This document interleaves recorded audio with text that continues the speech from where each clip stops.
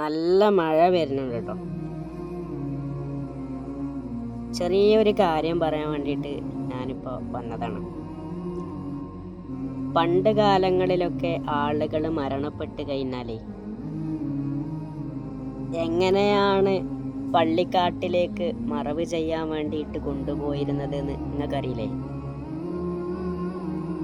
4 കാലുള്ള ശവമഞ്ചയിൽ ആളുകൾ പിടിച്ചിട്ട് എത്ര ദൂരാണെങ്കിലും പള്ളിയിലേക്ക് ലാ ഇലാഹ ഇല്ലല്ലാ എന്ന് പറഞ്ഞിട്ട് ഇങ്ങനെ ചുമന്നു കൊണ്ടുപോകും അല്ലേ? അതിലൂടെ ഒരുപാട് അനുഭവങ്ങൾ മുഅ്മിനീങ്ങളായ ആളുകൾക്കുണ്ടാവും. അത് കാണുന്നവർക്ക് മരണത്തെക്കുറിച്ച് ഓർമ്മ വരും. അത് കാണുന്നവർക്ക് അള്ളാനെ ഓർമ്മ വരും. അത് കണ്ടതിന് ശേഷം പിന്നെ ആളുകൾ അങ്ങനെ വല്ലാതെ തെറ്റിലേക്കൊന്നും പോയിരുന്നില്ല അല്ലേ?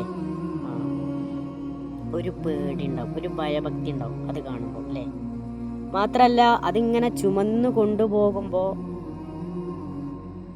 തഹ്ലീല് ചൊല്ലിയിട്ട് കൊണ്ടുപോകുന്ന സമയത്ത് ഓരോ ചവിട്ടടിക്കും കദമിനനുസരിച്ച് അത് ചൊല്ലുന്നവനും ആ മയ്യത്തിനും പ്രതിഫലം കിട്ടിയിരുന്നു അല്ലേ? എന്നാൽ ഇന്ന് ആളുകൾ മരണപ്പെട്ട് കഴിഞ്ഞാൽ പല ഭാഗങ്ങളിലും കണ്ടുവരുന്നത് എന്തെന്നറിയോ?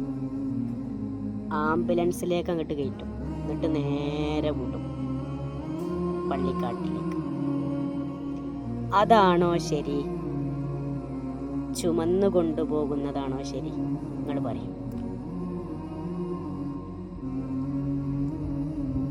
ആംബുലൻസിൽ കൊണ്ടുപോകുമ്പോൾ പല നഷ്ടങ്ങളുണ്ടാവും.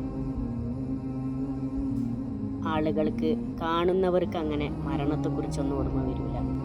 അതുകൊണ്ട് നിങ്ങൾ ആളുകൾ മരണപ്പെട്ട് കഴിഞ്ഞാൽ ശവമഞ്ചയിൽ ചുമന്നുകൊണ്ട് പള്ളിയിലേക്ക് കൊണ്ടുപോകാൻ വേണ്ടിയിട്ട് ശ്രമിക്കണമെന്നാണ് എനിക്ക് പറയാനുള്ളത്.